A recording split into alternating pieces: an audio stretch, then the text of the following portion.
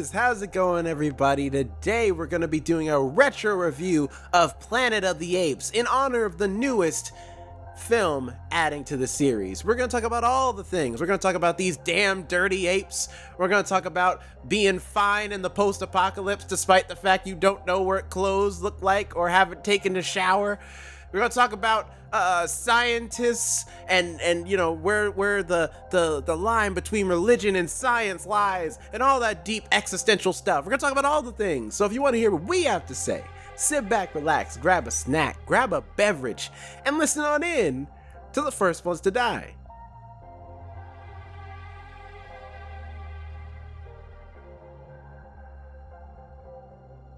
Hey everyone, welcome to the First Ones to Die podcast.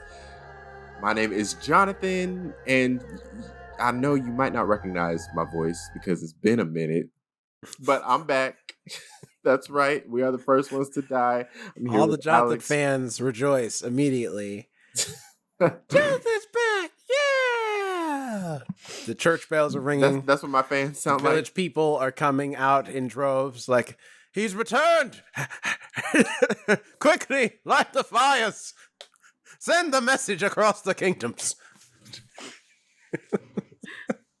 Light the beacon.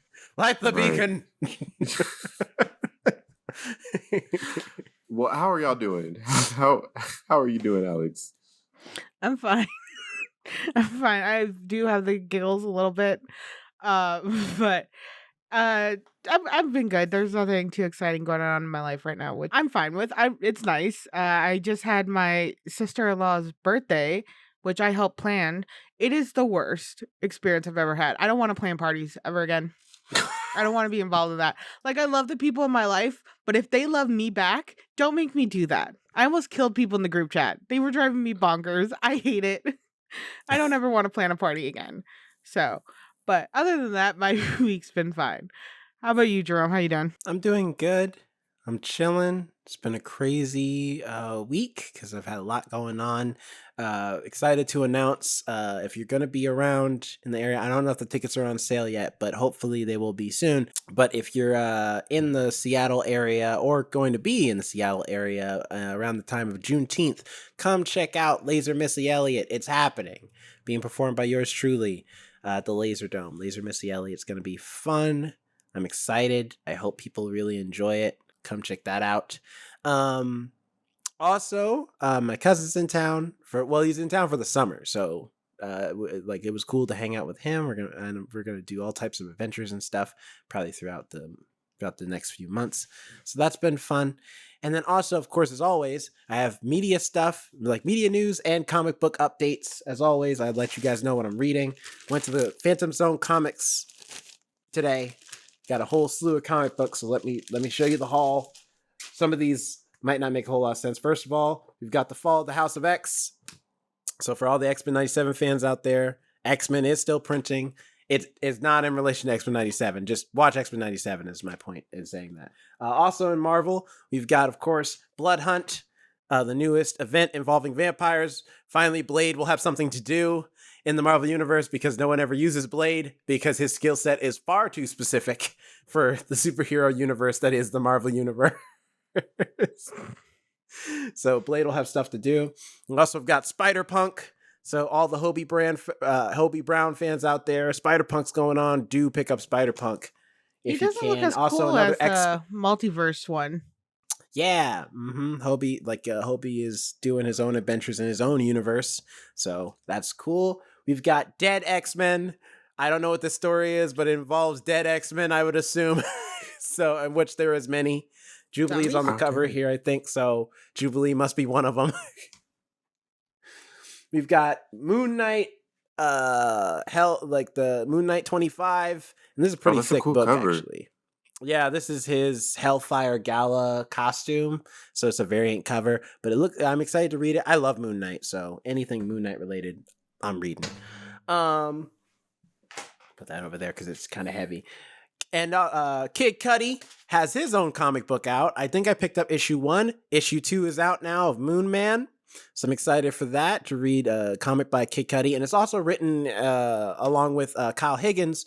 And those who might know that name or know that he is also the person who helped Keanu Reeves write his comic book, Berserker. So, and which is doing very well. That book is selling very well. So I trust that Cal Higgins helped Kid Cudi with his book, and maybe Moon Man will sell just as well as Berserker did. And last but not least, granted the cover's blank because I have to make it myself, but Creature from the Black Lagoon Lives. It's finally out. So I'm excited to read Creature of the Black Lagoon. They're also doing one for Dracula and Frankenstein as well. The reason it's blank is because this is one of those covers, a lot of comic book companies do it, where you can draw your own cover. So I'm going to take it, maybe next episode I'll show you what I come up with when I draw my own Creature of the Black Lagoon cover. But it is a legit comic with art and everything, and it is about, yes, from the movie, the Creature of the Black Lagoon. There's the Dracula cover for the Dracula book coming out soon from Skybound. And and then there's the creature right there on that last page. So I'm excited to read this because I'm a huge fan of the Universal monsters. Glad they're continuing their stories in comic book form. That's really cool. So there's your comic book rundown for the week. And then also in media news, a few things have come out. First of all, I have a special surprise for you guys, but that'll come later. For now, we also got a trailer for Megalopolis.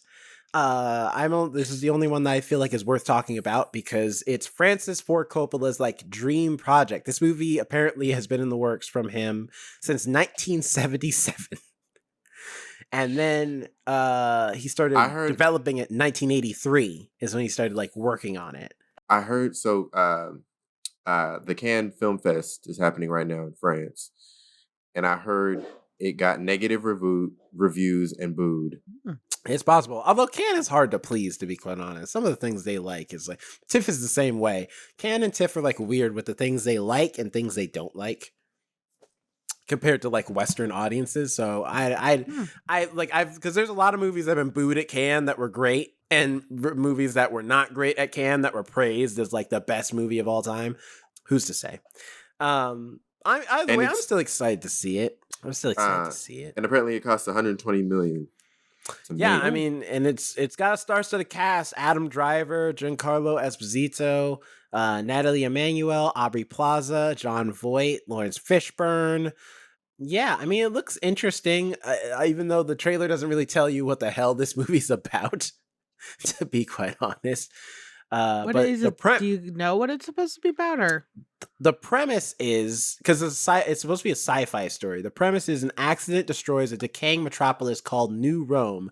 Caesar Catalina, an idealist architect with the power to control time, aims to rebuild it as a sustainable utopia, while his opposition, corrupt Mayor Franklin Cicero, remains committed to regressive status quo. Torn between them is Franklin's socialite daughter Julia, who, tired of the influence she inherited, searches for her life's meaning. So it sounds like it's going to be a romance within a fantastical or a sci-fi-esque world, but who knows? That it kind of doesn't. It seems like a lot of melodrama to me. Yeah. But we'll see. Yeah, it's Francis Ford Coppola. The man's made some of the best movies of all time, so I'm willing to give him the benefit of the doubt. And then my last thing, as far as media stuff. This is more for you guys. I'm going to make it full screen so you don't see what the title is. I don't want this video to get copyrighted when it goes up. But here we go. Don't worry, there is no actual blood and gore. Yeah, I saw the title too. Oh, the milk scene. Why the milk scene? Oh.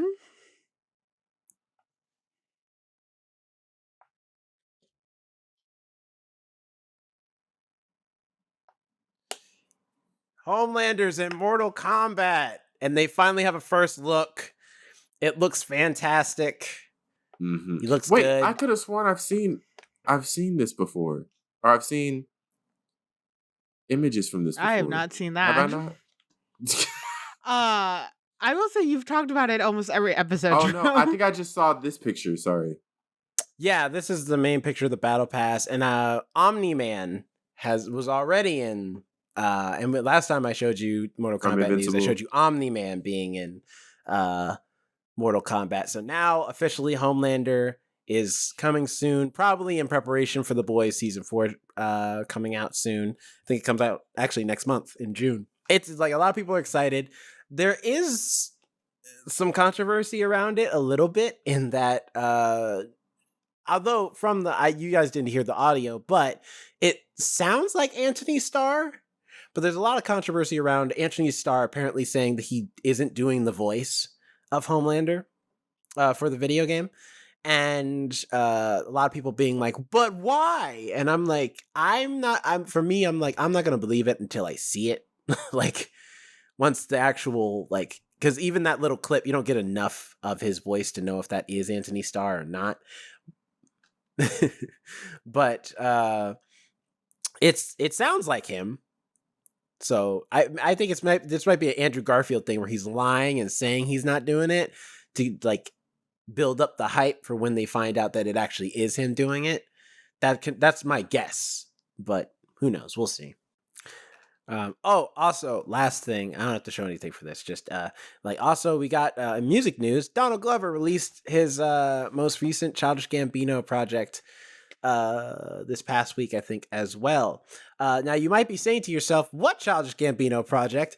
That doesn't make any sense. Well, what happened was, you remember 2020 when he released, quote unquote, the last Childish Gambino project, but anybody who listened to it that knows a thing or two about production was like, this sounds unfinished. Well, it was, because now, this past week, he released the finished version of that album with the songs perfectly mixed, like remixed, remastered, all the vocals, everything basically finished, and a few songs cut that I think he just threw on there so the album didn't, like the first version, so the album didn't feel unfinished.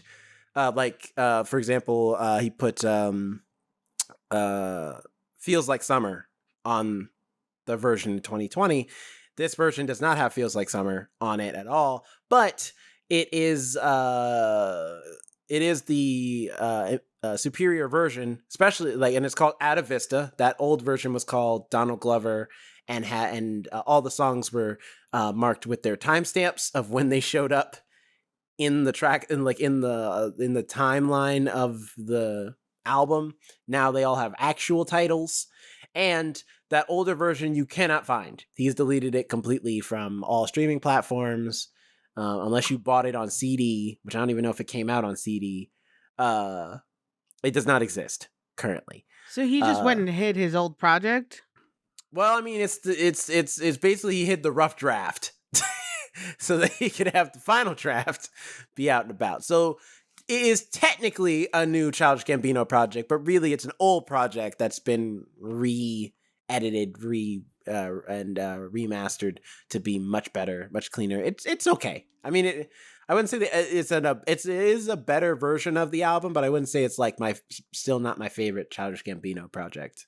But Jonathan, how have you been, Mystery Man?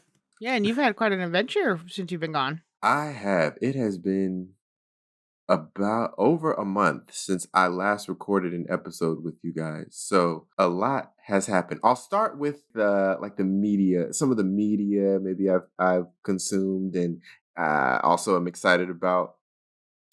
So speaking of Donald Glover, finished Mr. and Mrs. Smith. I really liked it. It's got season 2 coming. They just announced season 2's coming, but it won't include the main characters that were in this season. Donald Glover and I can't remember her name. Something Erskine, but yeah, it won't include I think it's Maya Erskine. Maya, yeah, yes. It won't include them. Mr. and Mrs. Smith without the Mr. and Mrs. Smith, because that's not in this show. That's not their actual names. That's their code names. Oh, so technically anybody can be Mr. and Mrs. Smith. It could be any couple. Yeah. Okay. I think it's going to be similar to what they're doing with Beef.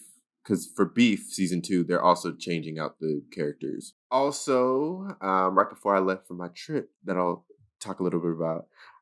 Literally the day before, I watched Challengers, that movie where Zendaya has her white boys, and the movie the non-erotic movie that every outlet is calling the sexiest movie of the year.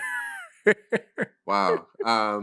I wouldn't say that, but I would say it was good. It was good. It was a fun time Zendaya. This was her first leading role in a movie, which is weird to think about, but also she killed it.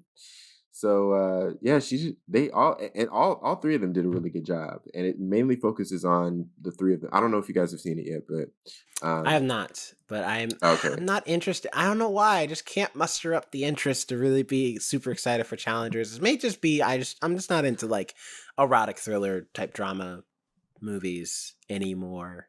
Yet you watched the Kelly Rowland.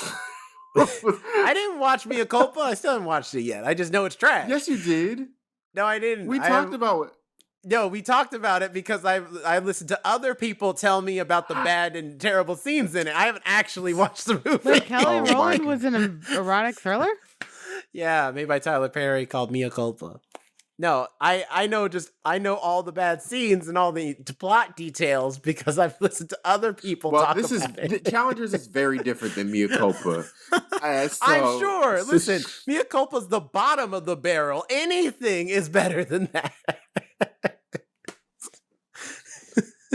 I watch horror films and random films. I do not watch erotic thrillers, but they sound interesting. Yes, it was good. It was good. What else? Oh, in movie news, saw that SZA and Keke Palmer are going to be starring in a movie together. I don't know if you guys heard that news. I'm excited for Keke. Can SZA act? This will be her first That's a good role. point. Okay, well, I'll give her the benefit of the doubt. Like, you know, But she did- no, everyone this has will to be her start first- somewhere. So Right, this will be her first movie role, but she did. She was on Insecure. In okay. one episode. Yeah, in one episode where she it was like a parody, a Jerry Springer type show or a Maury type show, and that was one of like the end credit scenes, I believe. But yeah, I'm interested to see what that movie is all about. Apparently, it's a buddy comedy. Reminds me of Kendrick in Power. Have you seen any of his Kendrick Lamar scenes in Power, the show Power? Mm-mm. He plays like a cracked out like druggie who's he's pretty good. It's not bad. It's just one of those things where it's like if you didn't know that was Kendrick Lamar, you'd think that's just like, man, that extra's really good.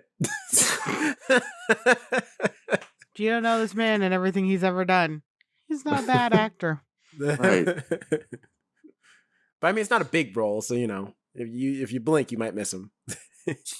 Other than the reality shows, been keeping up with those. Watched The Circle. It was a good season, even though everybody online said it was trash. I don't agree with them. I tend to agree with people online, but I don't agree with people online this time. Really quick, The Circle. I saw on TikTok the one contestant who uses her brother's picture. And he was on TikTok. He's like, why am I on The Circle? Yes. So that guy, his name is Paul, and she catfished as him. She is like in her late 30s and he's in his mid 20s. And he is actually the guy who sings the song, "You My Little Boo Thing." Really? Oh, yes. Cool. So his sister went on the show catfishing as him. Oh my God. She did a terrible job. She did a terrible job, but it was fun to watch her. People were frustrated with her. But yeah, she was not doing it. Hence why her brother called her out. Yeah, I saw the thing. He's like, why am I on The Circle? What is this? Because apparently she didn't tell him that she was going to do that. Or maybe they did and he just put it on an act. But that was just funny. Right. He's just playing the show and he's like, what the hell? But it was good. And non-media news and like Jonathan update news, went to Coachella. I haven't talked to the people about that. Went to Coachella. That was a lot of fun. Stayed in an Airbnb. That was like, I had a whole bunch of drama in the not drama, but like I was stressed out the days leading up to that because I didn't really have a place to stay. Ended up finding a place with a group, 3 Australians, 3 Americans. We stayed together. We hung out. It was a lot of fun. I did my thing at some points, and we got together, did our thing, and then it was a lot of fun. And I will be going back next year. So if anybody listening to this is going to Coachella, I'll see you in 2025. A couple weeks after Coachella, I did a little pre-birthday solo trip to Italy. I went to Rome, had like a spontaneous day trip to Florence, and then went to Milan. And it was... Who are all these people? You hung out with all these people? You One have of them other being me? friends? You came over to Rome's place? It was great. We had a great time. We hung out. I don't know who this Florence person is, though, but she sounds cool. And then Milan, he sounds like a great guy. What's his deal? Just stop by Florence Pugh's place for a second. Oh, it's Florence Pugh Nice. now. Okay, Okay, cool. yeah. Did you talk to her about her scenes in Oppenheimer? I still have to watch Oppenheimer. Wait, so You how ever long seen were you... Oppenheimer? No. I was in Italy for a week, so Yeah. it took. Oh, and I had like a 10-hour layover in London, so I stopped there for a minute. I didn't really do much because I had my heavy bags on me. Pro tip: if you're going international, pack a rolling suitcase because Oh yeah. I had carry-ons because I didn't want to pay those ridiculous prices for checking your bag or taking a bag that's oversized. So I tried to pack my stuff into the smallest bags possible. I bought one of those bags where you can like lay your clothes out. It has a like garment bag in it, and you can like roll it up so And then you you can put other fold it. stuff in it. Yeah. Yeah. So I bought one of those, and it was amazing. I was able to fit so much stuff in it until I lifted it up and realized how heavy it was. I was carrying that thing through the airport. My back, when I got back home, my back was hurting for a good day. Don't. So when I had my layover in London, I just stayed in the same area. Really, I wanted to go and see like a little bit of the city. I stayed in like the Big Ben area. I got to see the London Eye, Yeah, I've and been Big on it. Ben. It's great. There's a lot Yeah, of it was a space lot on of the fun. London Eye. It's huge.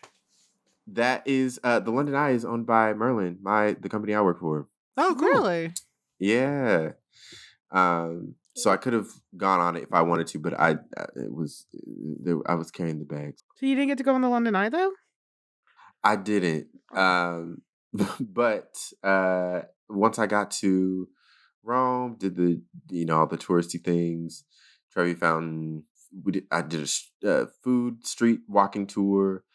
Florence, did some of the museums. Got to see the Statue of David, the Uffizi Gallery, Spanish Steps back in Rome. Did the Vatican in Milan. Did the Last Supper and like a walking tour, and I did some shopping in Milan too. I got 3 leather jackets, all for just over $100.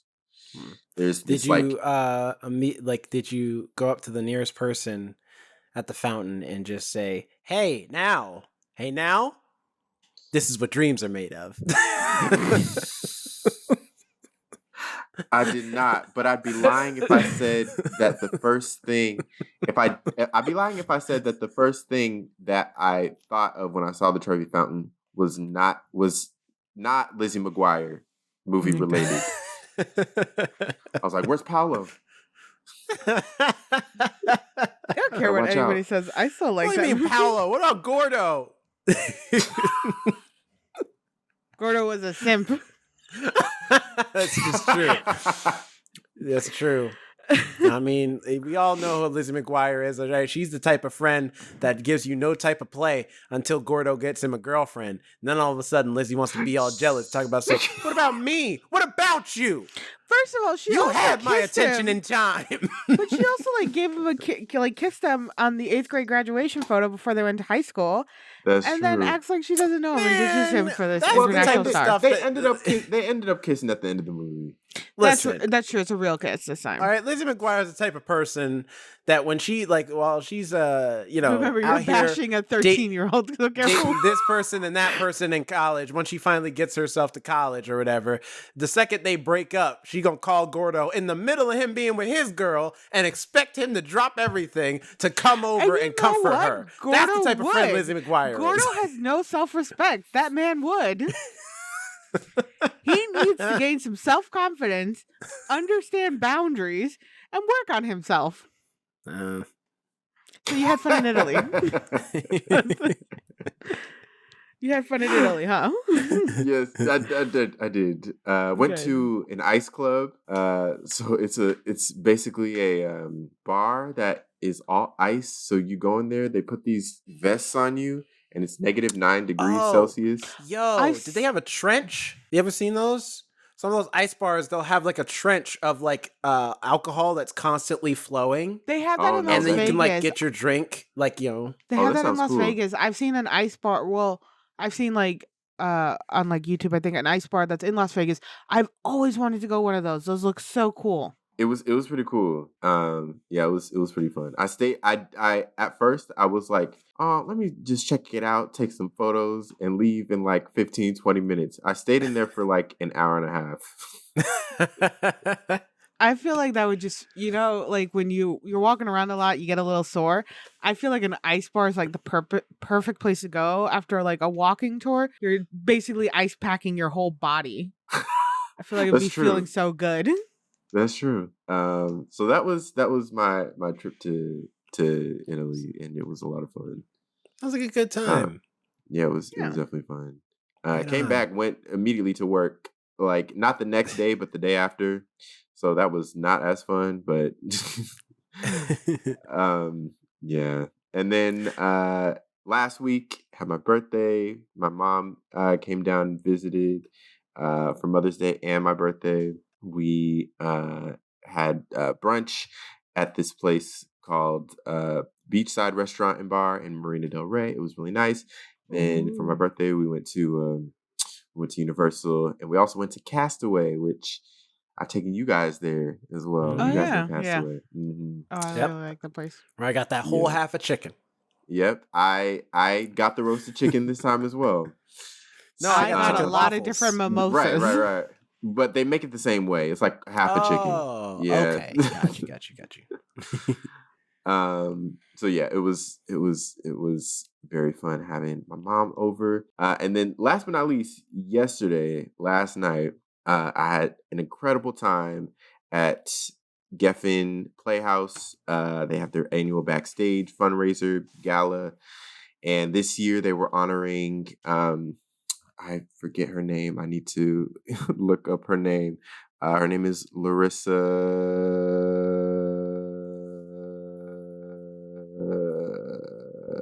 I feel that. Larissa Fast Horse. Okay, so She- Larissa with like 34 A's. Yes. Fast Horse. Larissa Fast Horse and Coleman Domingo. And so they were getting presented awards for their contributions to the art. And so it was a big ceremony. And after the ceremony, there was a like after party. That after party was lit.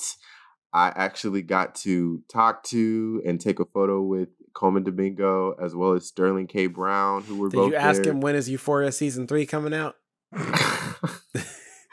I did not ask him, but Should have. but they were both incredibly like super nice. And it was really cool getting to see them. If you want to see those photos, go ahead to my Instagram, Jonathan Keys, @JonathanKeys, on Instagram, Twitter, wherever you please. I'm glad they weren't like Anthony Mackie. He's so rude. Just how I was invested in that story when that I love happened. that nobody's on this woman's side. Like nobody. Everyone's just like, how about because Anthony Mackie deserves his peace, and if he doesn't want to be bothered as a person, he doesn't have to give you his time of day. What? Yeah, actually, I'm still on Anthony Mackie's side. I'm like, yeah, I kind of feel like he's a rude guy. I've seen him like do the panels and con, and I'm like, you don't feel like you're fun to talk to, but also privacy. You know, he's trying to just eat his dinner. He doesn't want people to come up to him. I'm Well, he on was Anthony pumping Mackie's gas. side with it because I'm just like Yeah. he wants to live his life and do his thing. All right, just because he's in Marvel movies does not mean that he wants every moment of his day to be like celebrity time, sign autographs, take pictures, yada yada. Yeah. Have you seen that video of when he's at one of the Comic Cons? I think it was Seattle Comic Con or Emerald City Comic Con, and he was on stage with Tom Holland and I think Sebastian Stan, and these two fangirls, they were asking a question to Tom Holland, and they asked a question about like his dog or something. Um, and they were like, "Oh yeah, something Lucy." I think Lucy was the dog name. I don't know. Yeah. And then Anthony Mackie was like, "Who's Lucy?" And then the girls were like, "Oh, you don't know his name?" And then they like insulted him or something. And then it just went left, and I feel like they Anthony kept Mackie insulting it, and Anthony Mackie was sorry. not having it. Well, he was like insulting them back a little bit, which like, okay, you're still a professional at cons. I feel like you have to reel it in when you're at cons a little bit. When you're pumping gas, yeah, be a dick. I don't care. But like at cons, no. Listen, all right, fan culture, like it's some of the most entitled culture there is because they're giving getting people paid attitude to be all there. the time. No, because I'm saying for con, I'm like, people are literally paying you to be there, so that's part of your job. At that moment, that is your job. You have to give the fans a little bit what they want. They're literally paying to see you.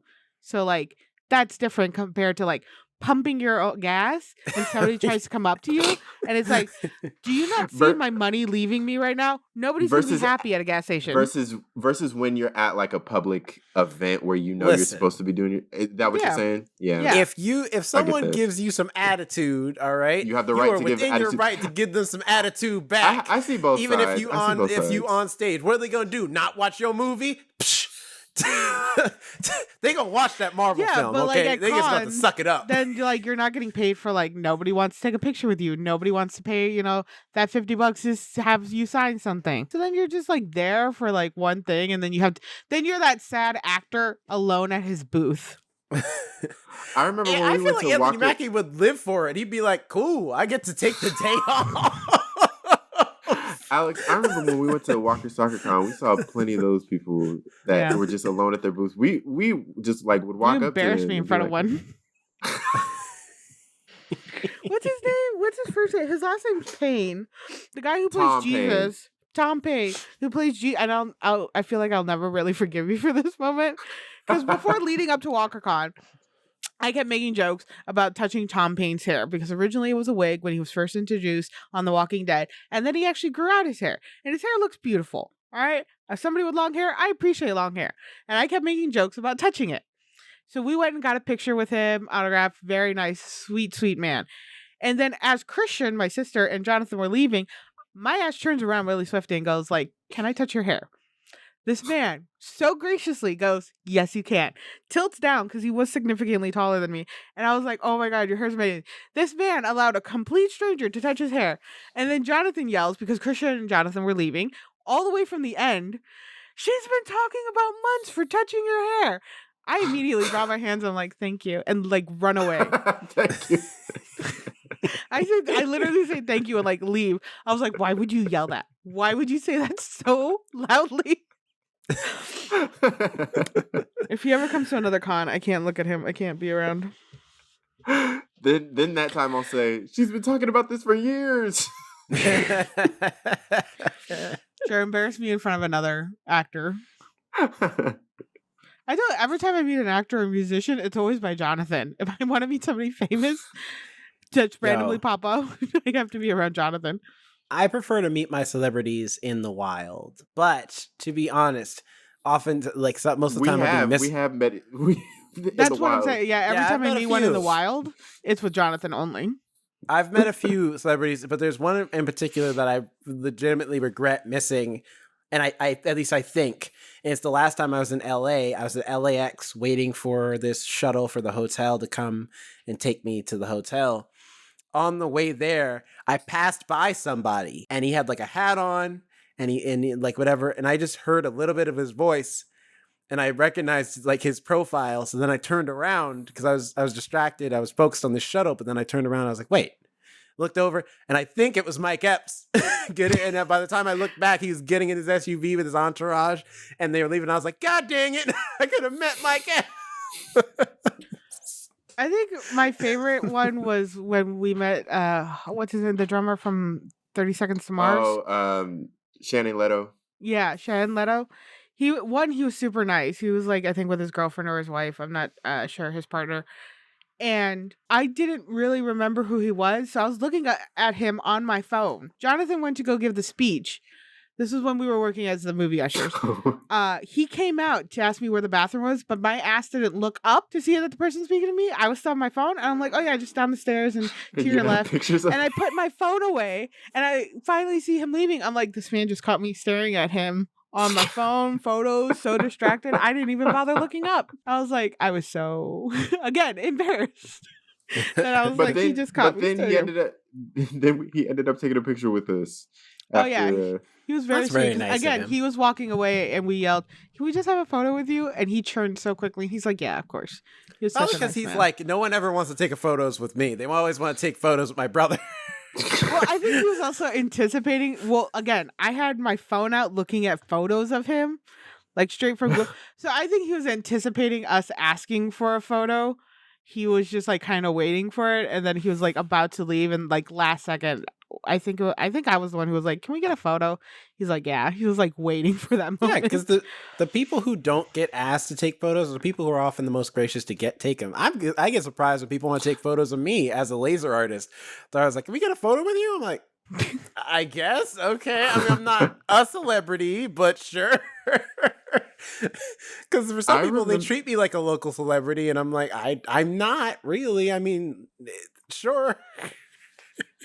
I remember when, and I might have told you guys the story, but when I was working one night as an usher, I think I was like, I felt like I feel like I was by myself, like closing by myself, and someone from the current season, her name is Kelly Wentworth.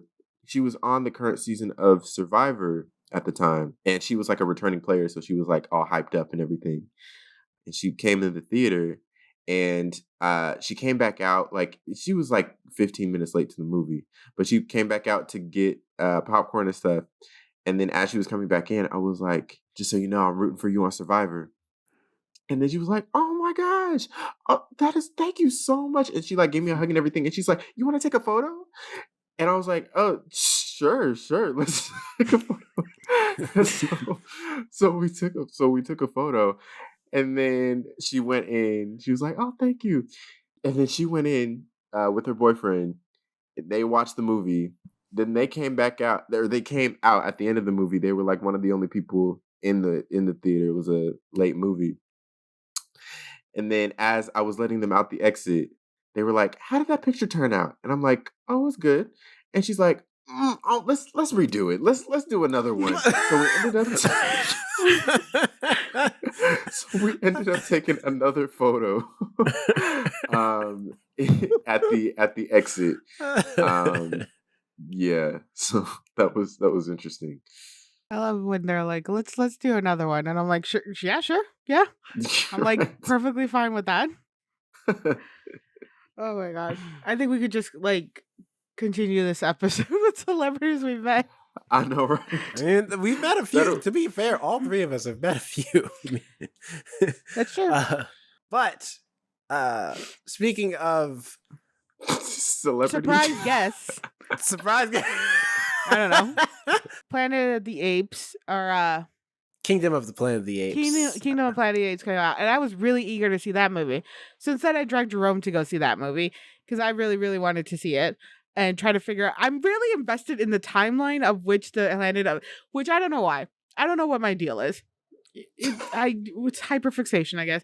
I'm figuring out timelines, and I'm like, all right, they're in their bronze age because they're. And I went through all the stages of ages of timelines and people. So that is mostly due to me. I really wanted to see Kingdom of Planet of the Apes, which we did see. Was actually really good. I enjoyed it. I liked it a lot. Yeah, we might if we don't do an official podcast review, we might do a mini review of Kingdom of the Planet of the Apes, so you can check that out, audience. So how did the original Planet of the Apes come into into play? Well, because in honor of Kingdom of the Planet of the Apes, we figured why not go back to the original and like talk about Planet of the Apes from 1968, starring one Charlton Heston.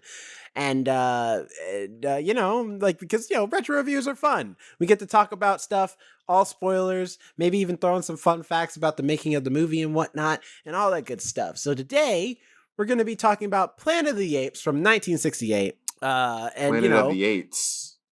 Apes. Planet of the Sorry. 68s. Yeah.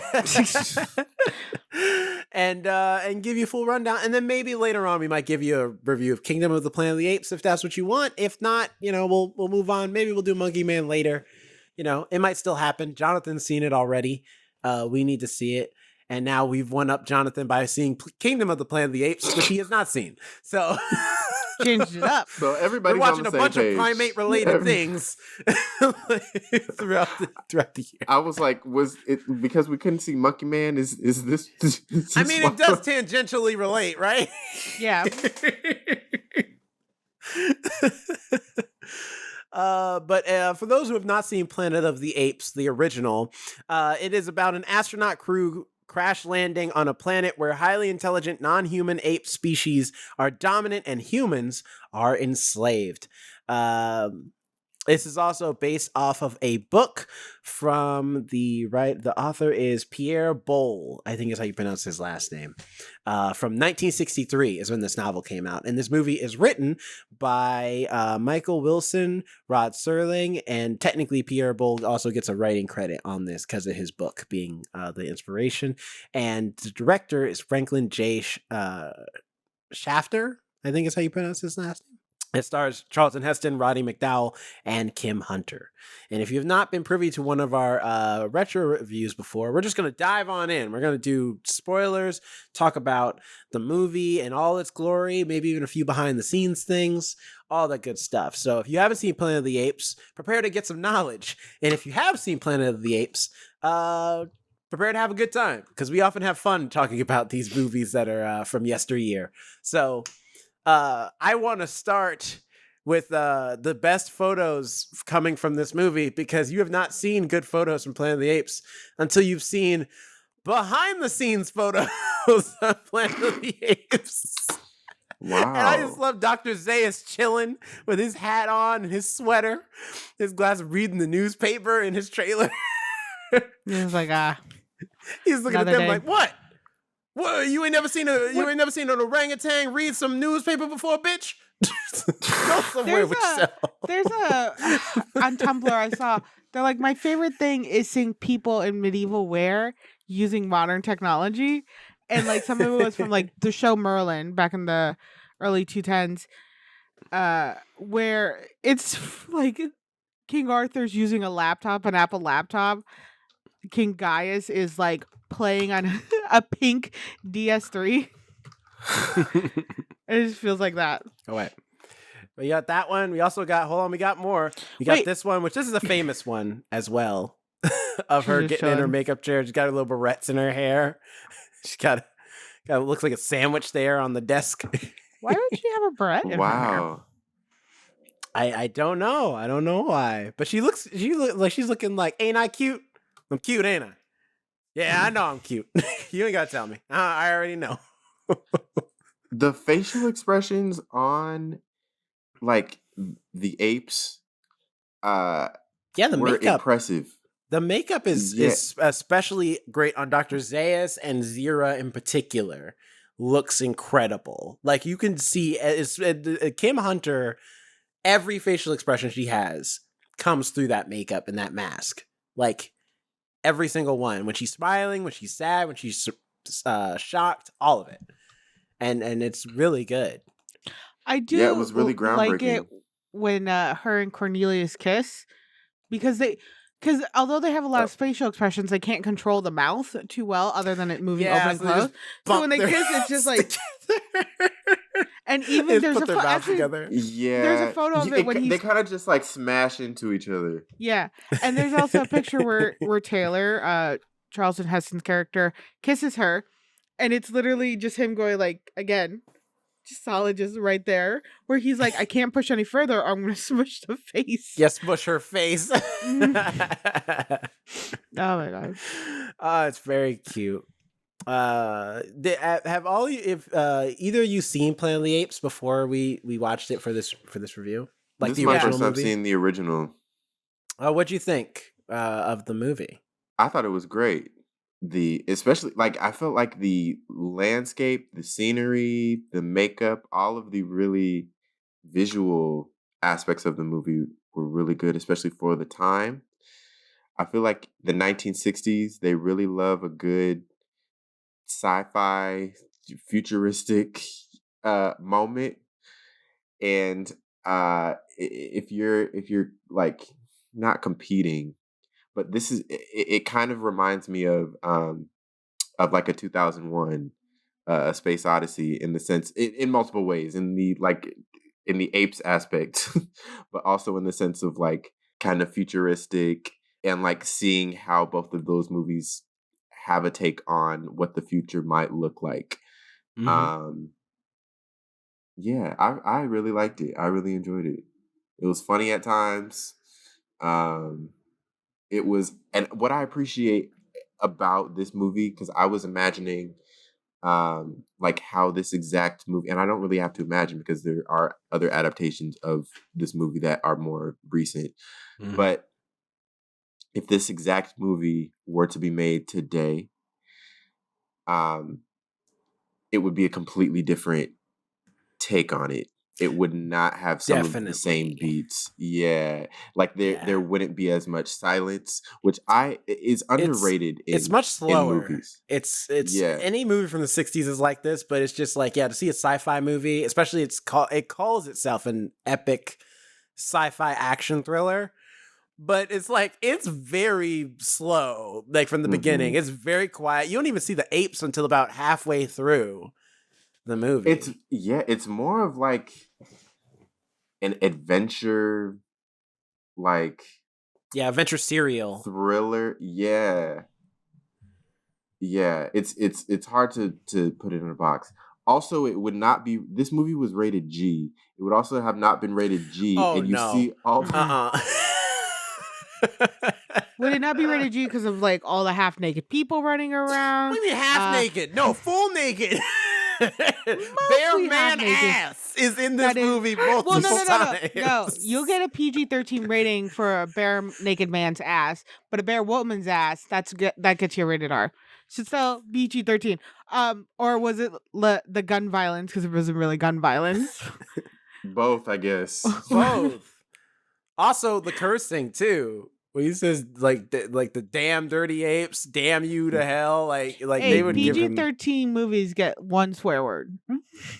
No, He didn't say PG-13 damn movies one. get one One shit or fuck. F-bomb. Like those are like or F-bomb. Nowadays Nowadays they get. yeah.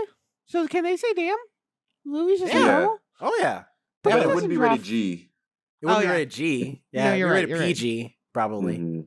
They had a But this PG. is during the time where the only ratings that existed were G, PG, and R. And R, yeah. And then technically X, but anything that was X was Yes. porn, so it didn't count. That's also. I think anything rated X now still is porn. Yeah, well Is now X it's still a rating? like now there's X and then there's NC-17, which are two Yeah. different things. That's true.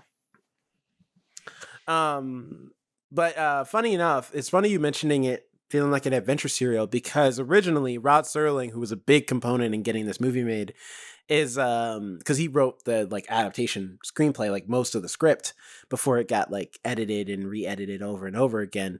He wanted it to be an episode of The Twilight Zone and wrote a script that almost became an episode of The Twilight Zone, and then they rejected it. For it says on Wikipedia for a number of reasons, but you know. Still, so which it would I could see this easily being a very fun Twilight Zone episode.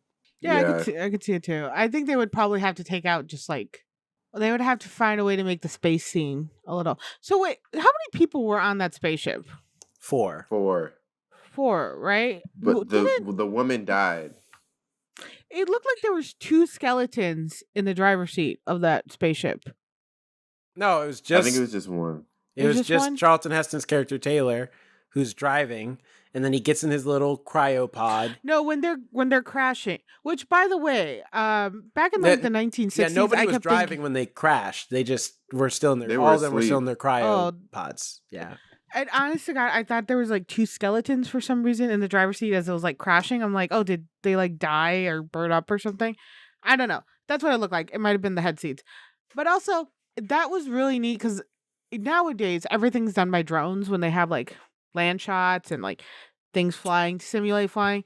I kept thinking about that. I was like, what did they use? Did they use an actual plane to Probably. That's like? what I was thinking too. They probably use like a plane or a jet to get those shots Yeah, because the of way Yeah. them they like crashing. dive down, I was like, oh God, when you're in a plane, that's got to be terrifying because they get so close to the water when you can kind of tell that there's a like a cut and then, it dives into the water.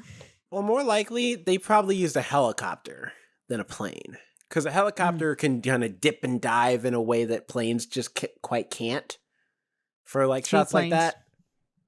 And it's why they often use, oftentimes in like movies and stuff, they'll often use helicopters before they use planes for anything. Can a helicopter go that fast though? Mm-hmm. And or even if it's not going that fast, like helicopters, like on camera, it'll look fast because you can speed up the footage. That's true. So it doesn't even have to really go that fast. It just has to they just have to make it look like it's going that fast. Because that's what they used to do for car chases back in the 70s too, where a car will drive. Because if you look at a car from far away, even if it's driving fast, it looks slow because of like speed and relativity. And so it just looks like it's coming like that. So they'll often speed up the footage to make the car look like it's moving faster. Because in reality, I like to believe they really looks just slower. put people's lives in danger and just sped at 120 miles. One of the interesting things it says in this blurb here for the Twilight Zone thing is that apparently previously blacklisted screenwriter Michael Wilson was brought in to rewrite Serling's script, and as suggested by Dr. Franklin J. Schaffner, the Ape Society was made more primitive as a way of reducing costs. Serling's stylized twist ending was retained and became one of the most famous movie endings of all time. So apparently Serling put in the twist ending of like it being planet Earth. Because I've never read the original book, so it could be possible the book actually does take place on another planet. But I like the idea because I think that's the thing that makes this movie timeless and why the new movies are so strong is the theme is still the same in that, like, immediately when you arrive, especially in this movie more than the newer movies right now, is that, you think the apes are the aggressors. The apes are the problem. But and the reason humanity is being held back is because these apes have come in and taken over. But the reality is humanity did this to themselves. We put ourselves in this position to be now like dominated by another species that we often would consider inferior. That's interesting because like in the movies now with all the Planet of the Apes, like Kingdom of the Apes creation, they explained that it was, not a disease. I think it was a created disease. A plague, yeah. A plague that like dumbed down humans and advanced apes. Virus made in in Rise of the Planet of the Apes to help cure Alzheimer's, but it evolved into like a deadly virus. Right. And like in the regular Planet of the Apes, the movies we get, or the original, again, movies, not the books, because I haven't read the books either, they never specify what happened. They never say it. But it seems like it's close enough that some of the apes remember the humans. They know the humans existed as people of higher intelligence. So I always wonder, I'm like, how far of a timeline, how far did he go into the future to find that it was the Planet of the Apes? Because they never 2,000 years. So did you say 2,000 years? Yeah, 2,000 years, give or take a decade is they what were he in said. Like so the year 3000 something. Yeah, like they're 3,678, I think, or something like that. So it's how like long till the humans disappear? Because that baby doll they find in like the human area, it's still pretty pristine. Yeah. Yeah, that thing is clean. It's not surviving 3,000 years. And the voice box works. Every person who's ever had a toy with a voice box knows for a fact that is like this after a while. And that's if it works. That's if it works at all. It probably is like that. You okay? You need some water? You went and also, auto-tuned yourself. I forgot this. I forgot this in the comic book breakdown. But also, check this out. You'll love this. So I just also picked up a book coming out. Justice League versus Godzilla versus Kong is coming out. Issue 1 just came out, Dang. and I got a very special edition because why? Because this. It roars when I that's open fun. it every time. I like so that. Cool. I really like that. That's cool. Yeah. So that But reminds me. So Of in 10 years, it'll sound like It'll still pristine. Probably. But anyway, like yeah, that's true. The humans have to have been wiped out most recently because there's no way that doll would still be like in such good condition if they disappeared, like, I don't know, in the last like 1,000 years. Let's say like humanity existed for another 1,000 years after they left, and then the Planet of the Apes stuff happened. You know, that would make more sense.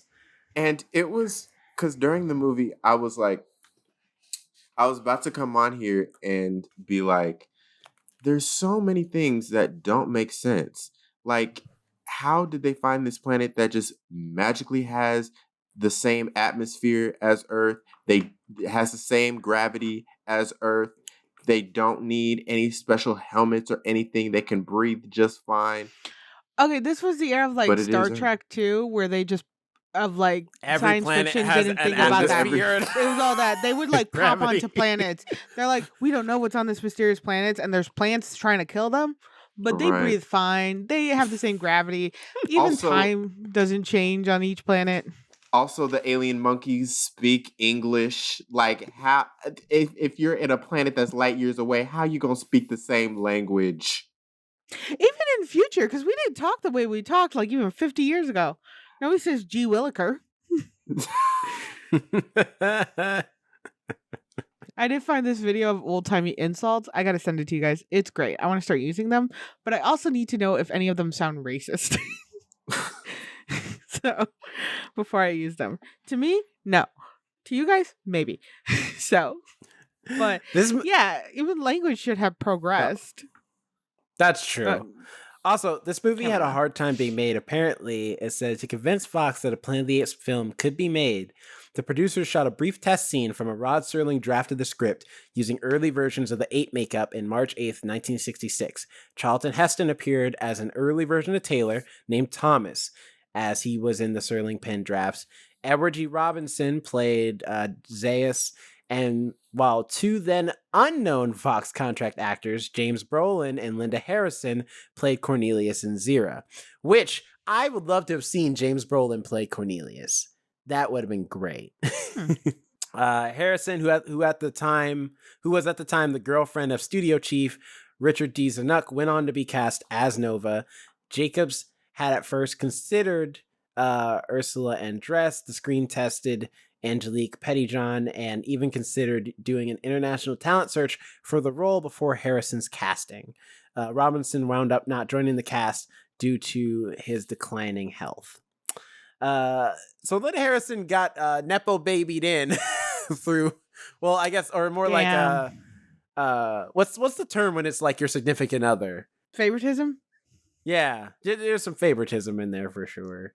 Although, I mean, it's not like it's a hard role to play because she's playing Nova. She doesn't say anything. She doesn't talk. Also, it says that they filmed scenes that reveal that Nova was pregnant. Oh, but they Go ahead. Sorry. I was just gonna say they removed it because they feared that it would detract from the ending. Well, I looked up the book because I wanted to see if it was the same thing. Yes, they do travel from space to Earth. And it actually includes, and I think this is why they got it more primitive, it includes Paris. So his name's not Taylor, it's Ulysses in the book. Nova's still the same. Nova, they have like a 3-month-old son. And it says like they're flying over Paris after they are able to locate a ship. So it's much more advanced. And they fly over the airport, the Eiffel Tower. They all look the same. But when they land, they're greeted by a field officer in a Jeep who is a gorilla. They take off again, leaving Earth behind, and then Ulysses like writes a manuscript or writes about what he's seen, throws it out into the void of space and lands. But then like it's found by a couple chimpanzees who were originally floating on a yacht in the ocean. So they're rich. It's a rich couple sailing. You know what's funny? Then that means that the Tim Burton movie is probably closer to what like the actual book is, because that's like because I know we're talking about the original 1968 version, but Tim Burton remade Planet of the Apes in 2001, I think. It's or 2000 something, and in that movie, in an effort to make like take a spin on the twists at the end of this movie, he does instead where when Mark Wahlberg's character, who's the astronaut in that movie, gets into his spaceship and actually does go back. He gets back to where he came from instead of being on the Planet of the Apes. And what he finds is that he makes it back to Earth, but it's an altered Earth in which there's a, which people have called it Abraham Lincoln because it's an Abraham Lincoln memorial, but he's an ape. And there's ape cops and like a gorilla is like a cop and stuff like that. And I'm just like, I'm sorry, what? Like, Well, that makes no sense. He still has a scene where he sees the Statue of Liberty is blown up or in his hand, and then he gets to his ship, and then he keeps going even further in time. He thought he was going back in time. He thinks he's going backwards, but he goes, yeah, like further ahead lands of time. on Earth, yeah. And he sees Washington, which, by the way, why are apes rebuilding Washington D.C. perfectly? Why are they cops? Like why is there a monkey Abraham Lincoln? Was there slaves in the monkey world? Now this is the most. I know humans were slaves, but now what's interesting? This just tickles out. I don't know why. Abraham Lincoln giving the Gettysburg Address. Or Abraham Lincoln. Abraham Lincoln, everybody. They called Abraham Lincoln for stupid. I'ma free these monkeys. Was he freeing apes or like monkeys, orangutans? Who did they? I shouldn't laugh. Was there? But here's my question: was there an ape Martin Luther King Jr.? Orangutan Luther King Jr. What would Malcolm X be called? We don't need to be mixing the black people with the with the ape. They already did it. Michael Clark Duncan's in that movie as a gorilla.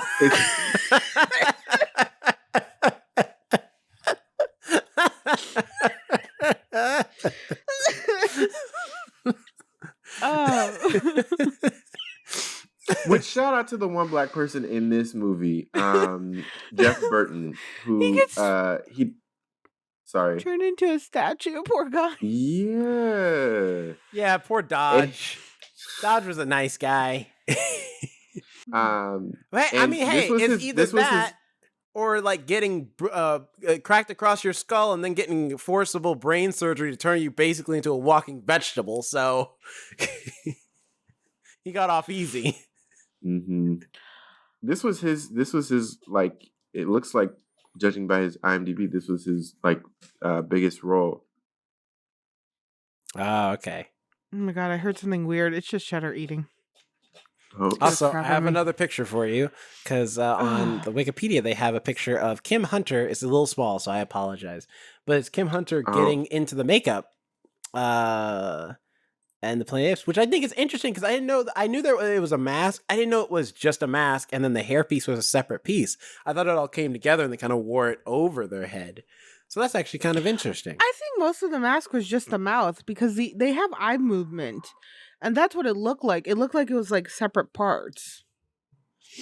There's a scene with the mouth also moved like seamlessly. Well, not seamlessly because it depended on who the character was. Because it didn't exactly match their movements, but it matched well enough. And apparently on the Wikipedia it says they had a hard time drinking when they were.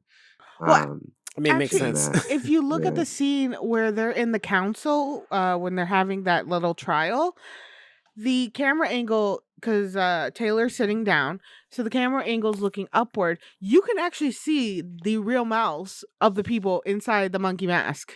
hmm So there are many points that when the camera angle is looking upwards, you can clearly see the actor's mouth in there. That tickled me too. Well, what's funny too is the thing is that like you're looking at like with the mask, it really depends on who the characters are too, depending on how good or bad the makeup is. Because with the main characters, it's pretty solid. Like it's still definitely like, by modern sensibilities, it's still like kind of it looks a little goofy at times, but it mostly works. Like when they talk, their mouths most of the time syncs up with what they're saying, and their eyes definitely like have a lot of life to them. And when their eyebrows raise or whatever or furrow, like it looks like it. If you weren't a main character, there are times their mouths don't move at all, and they're talking, and I'm like, who the hell is talking? Because there's one shot where a gorilla is talking to Dr. Zayas, and I for real, for a second, I was like, what the fuck is that? because his mouth does not move at all, because it just straight up is like a helmet, like a Halloween mask he put on, because the gorillas don't talk, so they don't need them to be all that fancy. It's what you could see also when they're talking that the mask is moving only right here, which means they're only talking inside the mask. When the mouth isn't moving, this is just moving, and you're like, oh, your flesh shouldn't move this much when you're talking just right here. Oh. I like that even though the humans are not primitive, they're still modest. Because the women still wear like full outfits. By the way, wear like a bikini. Nova. Yeah, Nova. It was funny because when she first came on screen, all the other humans were like dirty and crazy hair and everything. Hers was held up perfectly in a half tie with a clip. I was like, who's doing the human's hair? The other apes, I guess. They're just like, this one's pretty. We're going to keep her looking pretty. She annoyed me because she like ruined the man's signature when he was trying to write in the sand. She ruined it. Well, because she's primitive. She's just like, oh, we're drawing in the sand. I'll draw in the sand. See, I can do it too. Straight up just ruined everything. I love when she gets thrown in there, and then she just keeps hanging on around him, and he keeps pushing her away. Like, get away from me! I don't need you. Stop. Go away. But then he takes her at the end. Because at this point, he's like, man, screw it. There's not going to be another fine-ass woman like this around. A man's got needs, okay? I don't know. He kissed the monkey. He could have just taken the monkey or the ape with him. She's already married. She's already got somebody. They're engaged. Well, okay, practically the same thing. So, I told Jerome that there was like this weird love triangle vibe for Planet of the Apes, and he's like, no, it's the Tim Burton one. Tim Burton been in. There was a weird energy between him and what was the Zira? Oh, Zira. Between him and Zira. No, it isn't. Zira wrote everything for that man. You cannot. No, you cannot watch that last scene at the end where he awkwardly gives her a kiss on the lips while her husband watches on the sidelines. Beyonce. as they leave. No, but even she's like, okay, but I think you're ugly. Like, I don't want you to do that. She was just saying that. She was just being nice. No. She calls them bright eyes. Okay, Blue and eyes. you named your animal Cheddar. I didn't name him Bright Eyes or something sweet like that. I named him Chunky Cheddar Cheese Jalapeno. His nickname's Chunky Cheddar Cheese. Cheddar Jalapeno. He's named after food. I've never heard somebody call their pet Bright Eyes. If she would have named Cheddar Sexy Cat or something, then we could have talked. Sweetie Pie even would be weird, I think. Listen, y'all haven't seen the Tim Burton movie, okay? I have. I'm telling you No, right now. I'm not no, wrong. I've seen it. That I've seen it. movie. That has really sexual energy. That movie, she wants to straight up grope Mark Wahlberg, okay? She wants a piece of that. This Zira is interested in Taylor as strictly a science experiment. It's the fascination that people have with like a chimpanzee that can do sign language. Like, I love you as an interesting pet, but I don't want to be with you. That's how she likes Taylor. She thinks of Taylor as like, you're an interesting specimen. You can talk, You don't have to want to be with write. someone to want to jump their bones, though. I'm saying she doesn't want to sexually or romantically be with this man. She loves Cornelius, but she also is interested in Taylor. She's like, if she could, she'd have Taylor in a doghouse, sitting in the front yard. And Cornelius's life and career for this man that she calls Bright Eyes. Because he's a person. Listen, there are people in this world that would literally jump in front of traffic for a dog they do not know on the street because they love animals that damn much. Like, so I can believe that this woman whose whole job is to analyze who they think are animals, they think of human as animals. Look, I'm just saying, like, they risk everything for this man. I'm just saying, when I'm standing in front of Cheddar petting him, I'm not staring deeply into his eyes as she was with him. She didn't look that deep into his eyes. She was looking at him because he was looking at her. She's paying him respect to stare and to look at his face when he's talking to her. Okay, there was a deep stare. There was energy. No romantic, not sexual energy like the Tim Burton, but there was weird energy where you're like, oh, okay, maybe don't hang out with the animals so much. And I know because the sequels prove it when Taylor comes back, and Zira is like, "Oh, hey, Taylor, what's up?" Like, she does not treat him like, oh, Taylor, you're back. Oh, thank God. She's like, whatever. She's not nonchalant. I mean, granted, because they have bigger issues, they find out there's a nuke. That's because it wasn't Charlton Heston. That's because it wasn't Charlton Heston. Was it not? I thought it was. In the sequel, I just looked. It's a different guy in the second movie. Okay. See? Gotcha. Who plays Taylor. Look, Zira knows the actor is not the same. She's Taylor, he's not as handsome.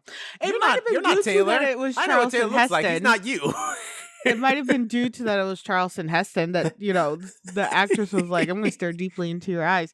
Maybe it wasn't intentional, but she did. She did what she did, and it is on film. She didn't do anything. He kissed her. It ain't the other way around. She didn't ask for a kiss. She let it go on. And Cornelius knows the deal, all right? Plus, Cornelius ain't gonna do nothing. He's soft. He ain't gonna do shit. He a nerd. That's why he sat his ass there and didn't do nothing. In the Planet of the Apes. Didn't she say that when we were talking about it? That no, it's Cornelius. It's Dr. Zaius. Dr. Zaius is the original villain. Oh, antagonist, really? I thought you said Cornelius was the bad guy for certain. Is that not it? No, well, I said, like, what happened? Like, no, Caesar in the sequels later on, because spoilers for the rest of the franchise. What happens is beneath the Planet of the Apes, they find, like, the sequel. They find out that there's a nuke underneath, like, one last nuclear weapon that wasn't set off. Because the implication in the first movie is that humans nuked each other to death, basically. Not surprising. And that's why the planet's all weird with, like, not being able to have life in certain areas and, be able to, like, have plant life and stuff like that. And beneath the Planet of the Apes, they find the last nuke that's still alive, and it threatens to blow up the planet. And so they have that plot, and then long story short, I think somewhere around there, like, it actually is about to blow up or something. And so Escape from the Planet of the Apes is about Cornelius and Zira getting in their own spaceship because they're inspired by Taylor to build a spacecraft and actually go into space and go back through the same wormhole that he took to get there. They take that same wormhole to go back to his time, and they land on Earth. And then Conquest of the Planet of the Apes and then Escape from the Planet of the Apes, like, that's like the beginning of the movie. The rest of the movie is they land and everybody's enamored with them. They're like, they're apes and they can talk. It's basically, which is weird because it's basically a reboot of the original Planet of the Apes movie. just with the apes in the human role this time, where now humans are dominant and the apes land, and then like humans put them in cages and examine them, and then they're like, we can talk, and they're like, what? But instead I of mean, that would be a trip. like the humans being like, well, let's kill him, he's gonna ruin everything, the human, like they are in this movie, humans instead are like, oh man, they're cool, they're like an attraction, so they become celebrities. Like going around getting pictures taken, everyone loves them until they don't for some reason, and they have a son named Caesar. And then Conquest and Battle of the Planet of the Apes, basically, like somehow they help make more apes smart. And then humans are like, whoa, it was cool when it was 2 of y'all. Now there's a lot of y'all. So they enslave them. And Caesar, the son of Cornelius and Zira, becomes their like rebel leader to fight back against the oppression. And that's what battle for the Planet of the Apes is like Caesar and his crew, like, you know, in the apes fighting the humans for dominance over the planet. And that's that. So does that make Caesar like kind of like Moses? A little bit. A little bit. It leads his people to freedom. But that's why the newer movies, they started with Caesar instead, but in a different continuity. That's why when you were asking about how the timelines mesh up, I'm like, they really don't, because even the birth of certain characters is completely different. Like Caesar isn't born by 2 smart apes from the future.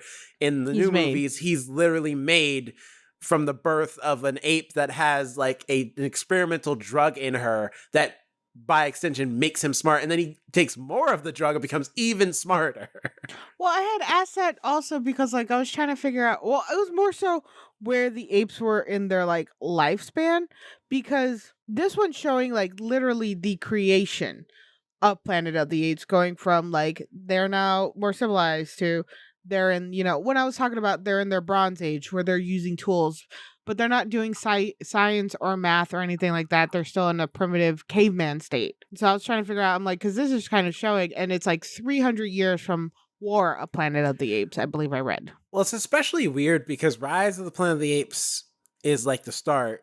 Then in Dawn of the Planet of the Apes, they have school. They're learning language and letters and numbers and everything. Maurice is teaching them all that stuff. And they have vocab, because that's how they come up with the apes no kill apes, apes together strong. Like they write it on on stone, but you know, so they have all that stuff. And then Kingdom of the Planet of the Apes comes out, and it's like they're back to square one in certain places, but in other places they're not. It's really unclear. Because of course at some point we would hope that the Planet of the Apes movies will get to this point where this movie's at, where they ride on horses, they like shoot guns, they have like a whole civilization with scientists and religions and all types of stuff. They've got like a whole like society basically, and to the point where they also and so far along in the generations that only the eldest of apes believe, or rather know, that humans used to be dominant. Everybody else thinks they're animals. Like they're a primitive species that like exist in the wild, like any other animal.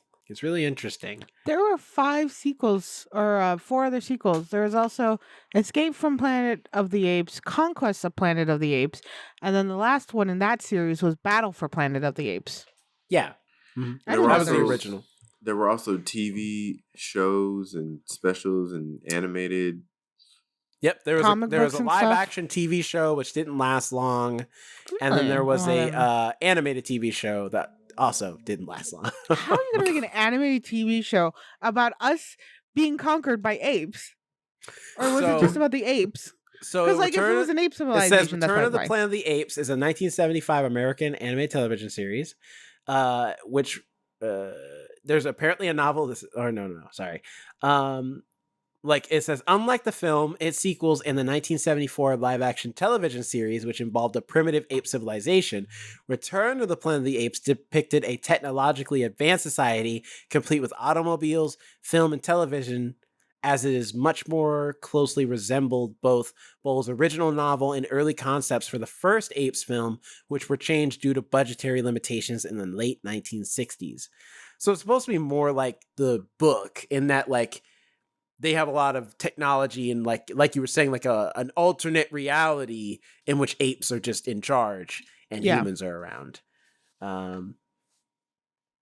So it says the story is it involved a handful of astronauts from Earth who were hurtled into the future and found themselves stuck in a world populated by advanced apes and primitive humans. Over the course of the 13 episodes, the astronauts attempted to keep one step ahead of the apes while at the same time trying to take some sense of what had happened. Additionally, they did their best to safeguard the human population from the apes. So that's pretty much the cartoon. Okay. That still feels like it's going to scar a lot of children. It only had 13 episodes, so. I love cartoons of the yonder years. They were so scarring.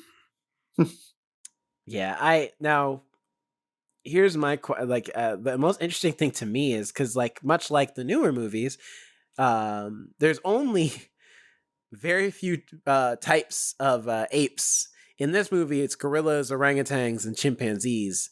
In the newer movies, they include bonobos in that as well, who are a type of chimpanzee, but they're a little different. But I'm curious how the orangutans took dominance over the gorillas. Chimpanzees, I could understand. They probably have about the same type of strength. But gorillas are really strong. I mean, in this, because of limitations, everybody's in an ape suit. So they all look like the same size. But if we're really being, like, legit about it, the gorillas should be on top, right? I don't know. I heard chimpanzees can get wild. Yeah, they, like, fight dirty, I think. I mean, yeah, but the orangutans are the ones in charge. Even over the that's chimpanzees. What I meant. Sorry, I meant orangutans.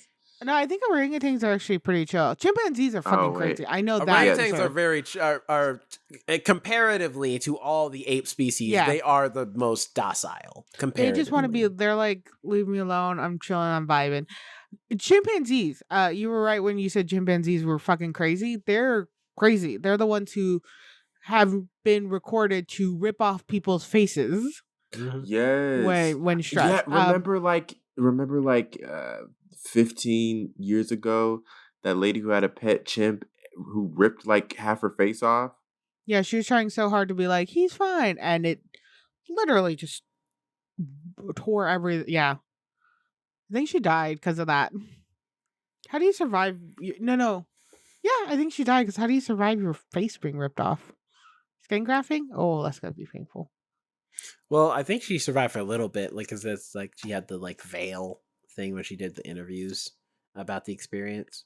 Oh yeah, because they kind of did a mimic of that in Nope. Yeah. Yes, I remember. Mm-hmm. But I think gorillas are just angry. They fight anything. Gorillas are territorial and dominant. Like they want you to know that they're in charge, and they're especially protective. They're a protective ape. Like if you're, especially if they have a family, you know, if they have like a wife or whatever, or baby gorillas, do not go over there. You will die. Rip Harambe. Mm-hmm. The world went down after that. Really quick, Carla Nash was the woman who got attacked by Travis, a chimpanzee. Travis took Nash's keys, unlocked the door, and went outside, attacking her, blinding her, and severing body parts. Oh my gosh. Harold, I don't know who Harold is, intervened by hitting Travis with a shovel and stabbing him in the back with a knife. The police eventually shot him in the attack. Oh my God, he really... He was like, Travis, I don't want to live with you anymore. I want to go out. He literally went ape on her ass. Like, no. God. Travis the chimpanzee has his own Wikipedia article. Damn. Ooh, he's ugly. Listen, that's why they're not meant to be pets. I can't stress this enough. Like, certain animals deserve to stay attack me in the wild. Period. Yeah. Like, apes and wow, are one of them. It was 15 years ago, 2009. That's crazy because when you said 15 years, my ass went the 70s or 80s. No, 70s. 2009. It's that whole thing of when you're the like, 70s was 50 years ago. no, Right. it's that whole thing where people are like, oh, 30 years ago, and your mind jumps to when, like, have you guys never had that when somebody says like, oh, 30 years ago? Alex is one of those people that was like, I was born in the wrong decade. Oh, fuck no. I was born in the right decade. Everybody showers. Technology's good for me. I'm born where I'm supposed to be born. I do not want to go in the past at all Indoor whatsoever. plumbing exists. Indoor plumbing. Refrigerators exist. Salami's good. I do not want to live in any other time period. Salami By the in way, particular other time is periods. a prerequisite. I love salami. That's one of I have been stoned on this podcast. No surprise. My mom asked me what I eat when I'm stoned. She's like, "Do you eat a lot of junk food, or do you eat like?" I'm like, "Oh no." I'm like, "I'll eat like meat and cheeses." I'm like, "I'm an adult. My munchies are just like a charcuterie board." Like I'm like I eat really nicely. I was when I'm talking with stoned. someone at work. We pretty much like the stuff we ate as kids, like those hit nowadays. Like charcuterie boards are just grown up Lunchables. Listen, Absolutely. the animals, so good, so good. I like liquid yogurt is the best. You know A what I Capri have instead of Sun. those freaking yogurt bottles now? Instead of a Go-Gurt, it's a liquid bottle with Greek Yep. yogurt inside. Shake it, drink it, yeah. You remember those drinkable like yogurts that Zach and Cody would always be advertising? Oh, what were they called? Danimals? Yeah, Danimals. I I have just the said adult version now Danimals. with Greek yogurt. Or the drinkable kind. Oh, that's Yeah. what I was talking about. Like I like the yogurt. I like the drinkable kind. I mean, you know, the tube is fine. I mean, if you want the tube, go get Go-Gurt. But Well, the Danimals kind was more like liquidy. mm-hmm. Yeah, it was Like in a an liquidy actual yogurt. bottle. It's good. You mentioned But- Sunny D. I think about Sunny D, and it's so thick. Like there's like some juices you can like this you can even see through it just a little bit. Sunny D, Sunny you D can't. was thick, man. And I always think of like I want to try it again now that I'm adult, but I'm like I feel like if I drink it, like I'm Gonna gonna ruin just it. it's gonna ruin that like nostalgic because I'm gonna be like, oh my god, I haven't had this drink. I'll be like, oh my god, what is that sugar? Why is it so thick? What is wrong with this? It's gonna ruin everything. But also, this movie taught me a very valuable lesson, and that's that if I'm ever to be transported through time into an alternate reality in which another species is in charge and they're throwing religious dogma at me, I need to study up on my philosophy because he could have easily won this shit if he's used some goddamn philosophy. He was a science man. He had no knowledge of philosophy. Well, he was a nihilist. Or not a nihilist, a pessimist. Like, he hates people. He hates humanity. I was talking about Taylor.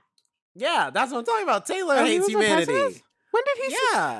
When did he? Well, say because that? his whole thing is that he hates the world because he's just like humanity. Well, he's like, all we ever do is fight each other. We always start war over the pettiest things. All we do is fight each other. Like, we're not worth saving. Which is why he's glad to go into the stars to like meet any other race of beings because he hates humanity that much. Which I'm like, Bless you. you're not entirely wrong, my guy, but maybe you should study up on some philosophy books in case you get thrown a curveball, like having to defend yourself against religious dogma. I want to know how many, like, You okay? That was like a strong sneeze. I want to know how many like science classes showed this movie when they were talking about like evolution and stuff. I don't know. I mean, Rod Serling was a big sci-fi guy, so I'm sure, you know what I mean? Like, I'm sure a lot of people in the science classes were watching it anyway. They went to the theater, they went to the cinema, as it was probably called back then, and watched themselves some Planet of the Apes. I mean, it's a great sci-fi concept. I like it. This idea that it's like, you know, again, we talked about this a while ago, of like the idea of taking something close to us and making it work, where it's like, yeah, if there was a race on this planet or a species on this planet that could take over if they were given just a little bit more of an iota of intelligence on the level with us, it'd be apes, because they're the closest relatives to us on the evolutionary scale. They can do all the things we can do, except a little better, because they can, climb trees. They're naturally way stronger than we are, especially depending on the ape, because like chimpanzees are already kind of stronger than the average human, but gorillas are very much stronger than the average human. And that's even the most muscular of us. Gorillas are stronger than them. And it's just like the only thing holding these animals back is the fact that they are animals. If they could think the same way we do, they'd probably be running things very easily. This whole movie makes you think because there's also that concept that we're just repeating time, that history just constantly repeats itself. So does that mean when the apes take over, they're just repeating our mistakes over and over? That's why they get Abraham Lincoln. And then it's going to be humans again. Yeah. And then humans are going to make the mistake, and then apes. Maybe it's not. Maybe it's the next thing. Because if humans go extinct, what is the next closest animal to apes and stuff? I guess monkeys. Planet of the monkeys. Other than primates. I'm trying to think. The Parrots. koalas. Let's say Planet of the Birds. Jesus, if they ever make that movie. I don't like birds. I would freak out. Although who do they say? They say elephants are really smart. Elephants are very smart. Here's the thing why apes work, because apes can use tools and stuff. Elephants, I mean, they can, but only with their trunk. You take the trunk away, that's pretty much, they can't do shit except be big and walk around. That's it. I think the next one would be like dogs and cats, because they already teach. There was that one dog, I forget their name. They taught the dog how to talk with the buttons. Mm-hmm. And the dog reached a little bit of consciousness, and it kept saying, "Why, dog? Why?" And they had to put that dog on antidepressants. I've seen some of those videos. Where one of the buttons they make for the dog is "bitch," and so the dog keeps hitting that button. I've seen that with cats, and the cats love that button. They know what it gets a reaction out of humans more than any other button that is on that thing. Because you can ignore the treats, like no, there's no time for treats. But if you get "bitch," what the fuck? What'd you just say to me? They know they get upset. They're like, they know you'll get your reaction. They'll get a reaction out of you if they want your attention. They've learned. I know crows are in their Bronze Age. They're using tools and methods, and they're planning. So maybe birds. Ugh. Crows are fine. I will say that like this most recent Kingdom of the Planet of the Apes is, I think, the first time we've seen the apes interact with other animals that aren't horses, with hawks. Because that's the other thing I will say. Like, here it is in the almost all the Planet of the Apes movies. They only ever interact with horses. It's only ever horses and apes, and then I guess humans. But there's no dogs. There's no cats. There's no birds. Maybe. Bears. What about where bears? are the other animals? Did you just say bears? Yeah. Oh my gosh, I was thinking bears too, because like bears get into mischief. They be opening car doors. They be opening house doors, refrigerator doors. Basically any doors.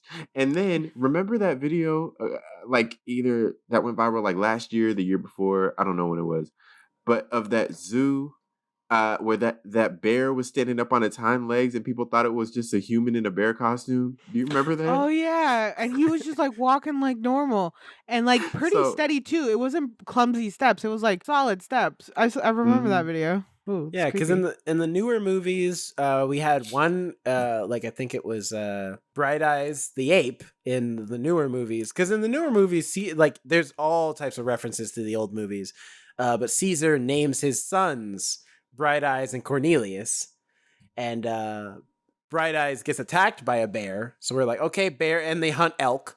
So we're like, okay, bears and elk still exist.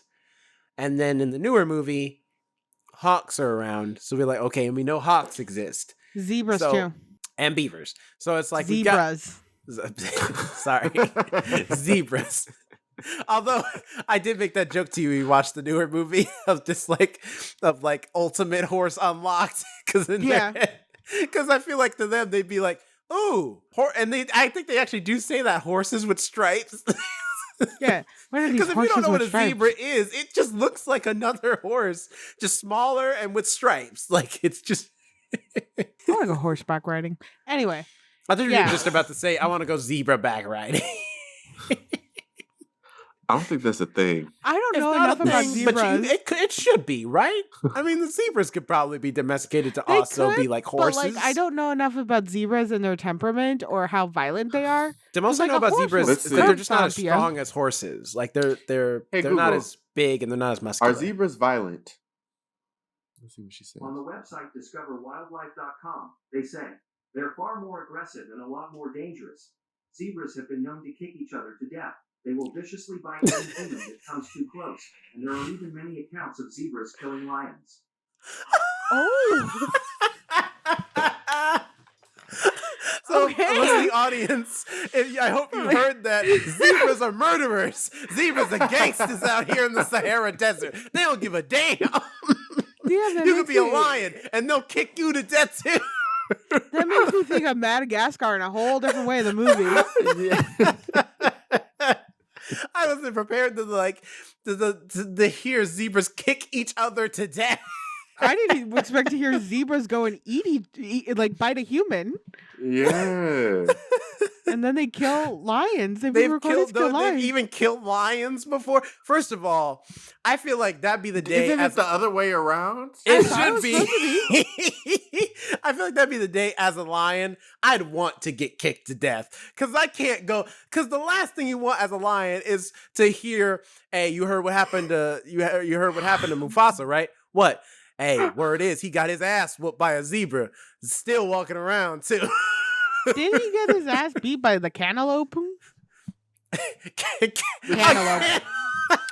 Oh my god! They threw fruit at Mufasa.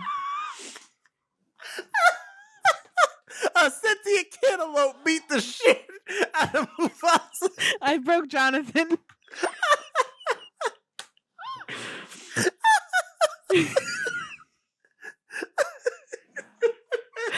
Oh my god. To be honest, I don't even know what animal I was trying to. Antelope. You meant an antelope. There we But go. that's wrong too, because it was water buffalo. Really? It was buffaloes? It was a stampede of them. I thought it was antelope. I they're do too not know my animals. small. Antelope are not small. Am I thinking Compared of to antelope? a water buffalo, yes, they are. How big is an antelope? I broke Jonathan. And also, I antelope. think the antelope were running from the water. Because at the beginning, I think you see the antelope, right? You see the antelope running, and then you see the water buffalo. So I think the antelope were running from the water buffalo. Oh my gosh.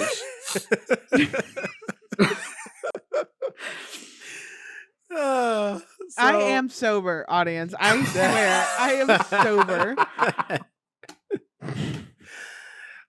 So that's Planet of the Apes. Can you please put that on TikTok?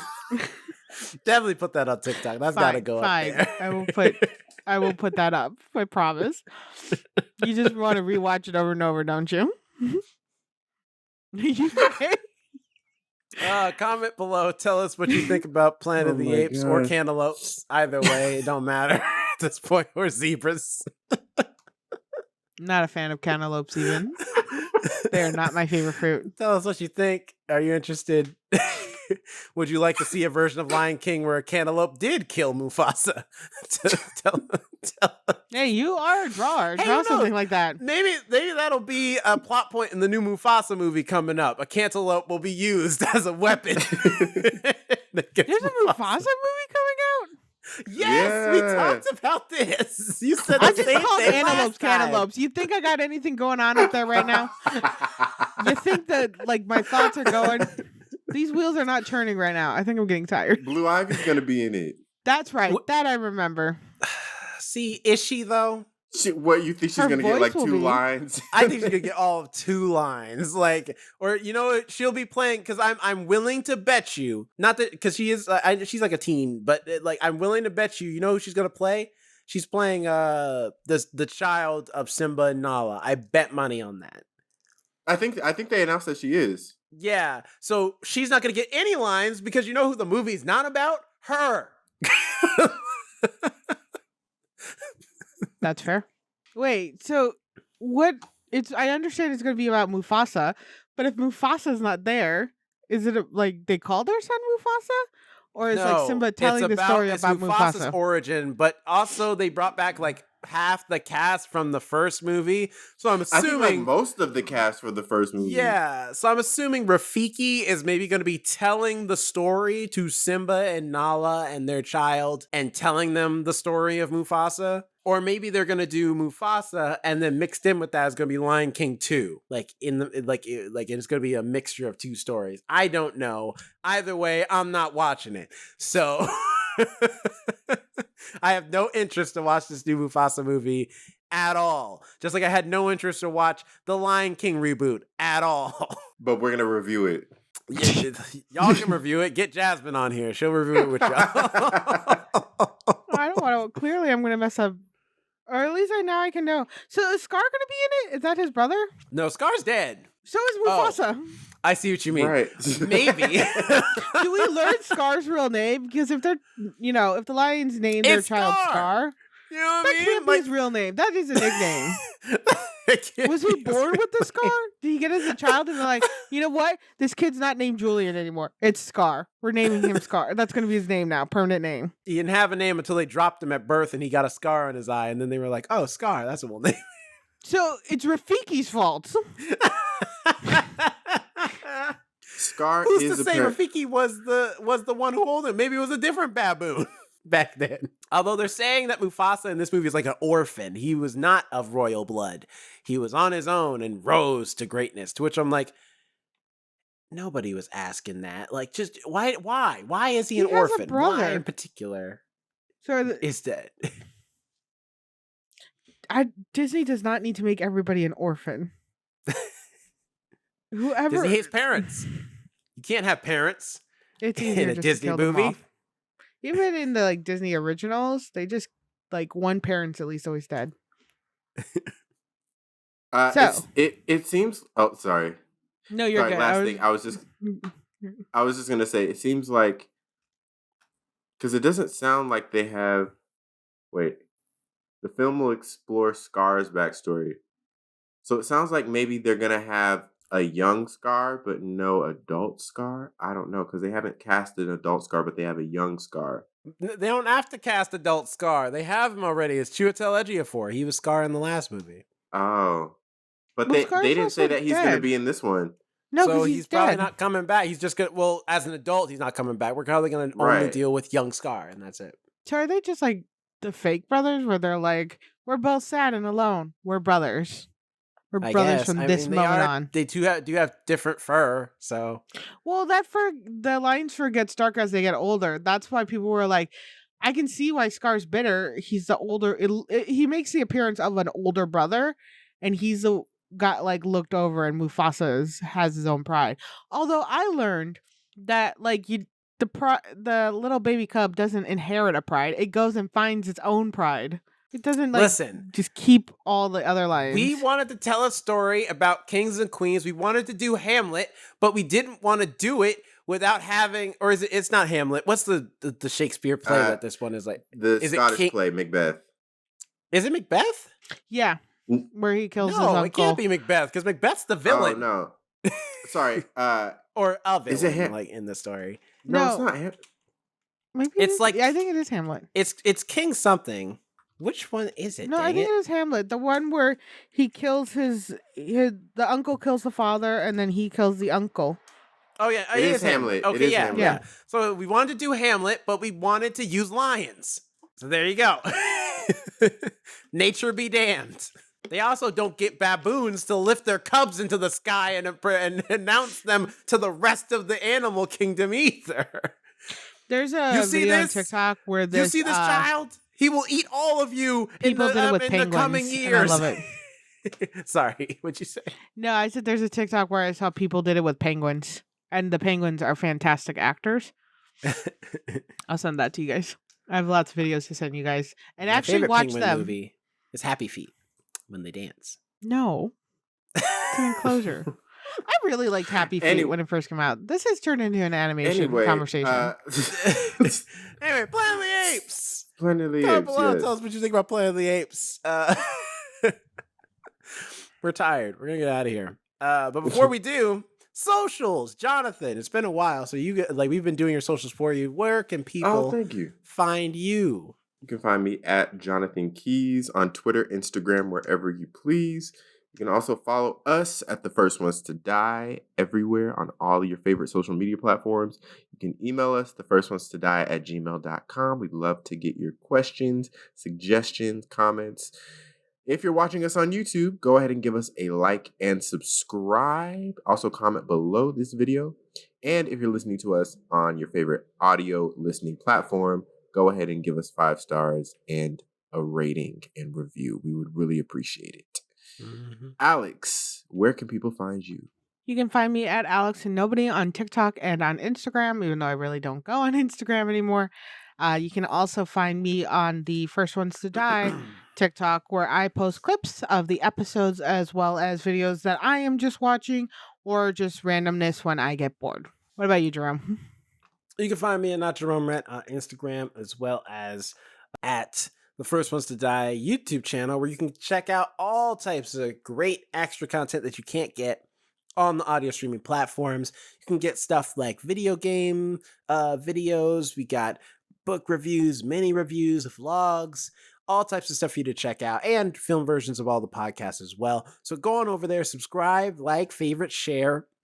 Hit the notification bell so you can stay up to date with what we're doing, because you don't want to miss what's going on. You don't want to miss any of this podcast goodness, as I keep saying. So go on over there, check that stuff out. You will not regret it. I promise you.